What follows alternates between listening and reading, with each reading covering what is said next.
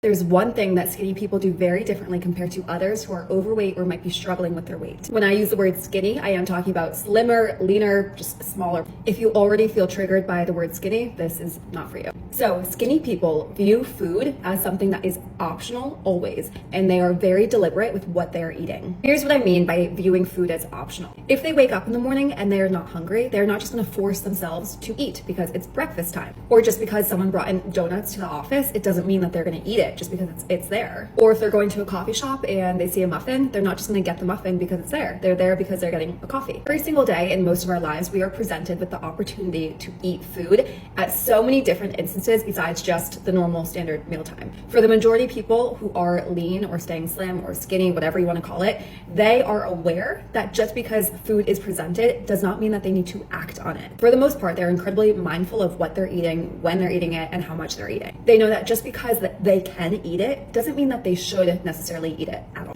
Just because you can eat it or you get a craving does not mean that you should eat it or that you should act on it. Most of us know this, but really struggle with actually acting on it. So if this is you, if you struggle with the skinny mindset and not acting on food every time you are given it, let me know in the comments and I can talk more about it.